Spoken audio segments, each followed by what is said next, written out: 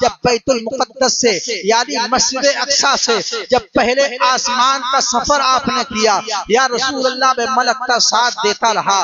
آپ جب سب دوسرے آسمان سے تیسرے آسمان پر جلوہ گر ہوئے تھے یا رسول اللہ میں ملک کا ساتھ دیتا رہا. تیسرے سے چوتھے پر آپ چڑھے تھے یا رسول اللہ میں ملک کا ساتھ دیتا رہا. یا رسول اللہ لباس بشری کے بعد لباس ملکوتیت میں آپ آئے, میں بھی ملک کا ساتھ دیتا رہا. لیکن یا رسول اللہ ساتوں آسمانوں تک ساتھ دینے کے بعد جب سدرہ آ گیا, سدرہ پر میرے مقام کی انتہا ہو رہی ہے, یہاں سے یہاں سے آگے بڑھنے کے بعد یا رسول اللہ آپ جو ہے لباس حقیقت میں جلوہ گر ہونے والے ہیں. یا رسول اللہ یہاں سے آگے اگر بال کے برابر بھی آگے بڑھا تو میرے بالوں پر جل جائیں گے. جو لوگ امام الانبیاء کو اپنی طرح بشر کہتے ہیں, جو لوگ امام الانبیاء کے نوری ہونے سے انکار کیا کرتے ہیں, کہاں ہے وہ لوگ؟ ارے اپنی عقلوں کو تالا دے دو, اب تو آ جاؤ, اب تو سمجھ لو. جس کو تم نور مانتے ہو سید الملائکہ جبریل علیہ السلام کو, وہ نوری ہونے کے بعد سدرہ پر رک جاتا ہے, اور جس کو تم اپنی طرح بشر کہا کرتے ہو وہ آگے بڑھ جاتا ہے. یہ کہاں کا انصاف؟ وہ آگے بڑھ گیا. جس کو اپنی طرح بشر مان رہے ہو اور جس کو نور مان رہے ہو وہ نور رک جاتا ہے.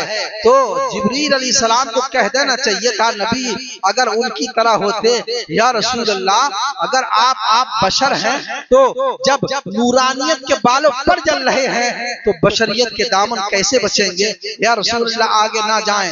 لیکن حضور کو جانتے تھے جبریل کہ میں حضور جیسا نہیں ہوں اور حضور مجھ جیسے نہیں ہے, اسی لیے حضرت جبریل نے کہا یا رسول اللہ یہاں سے آگے بال کے برابر بھی آگے بڑھ گیا میرے بالوں پر جل جائیں گے, لہذا آپ یہاں سے آگے آپ تشریف لے جائیے.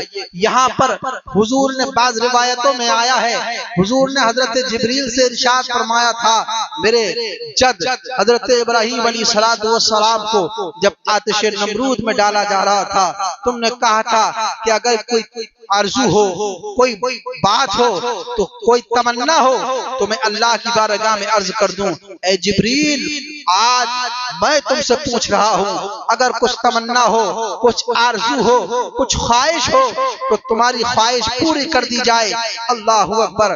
حضرت جبریل نے تمنا کی تو کیا کی, شب معراج میں مانگا تو کیا مانگا؟ عرض کرتے ہیں یا رسول اللہ ایک ہی تمنا ہے, ایک ہی آرزو ہے, ایک ہی خواہش ہے کہ جب میدان محشر بپا ہو جائے اس کے بعد آپ کی امت جب پل صراط سے گزر رہی ہو, وہ پل صراط جس کے نیچے جہنم ہے, جس کے نیچے آگ کا دریا ہے, اللہ اکبر, جو بال سے زیادہ باریک ہے, تلوار سے زیادہ تیز اس کی دھار ہے. یا رسول اللہ جنت کا یہی راستہ ہے.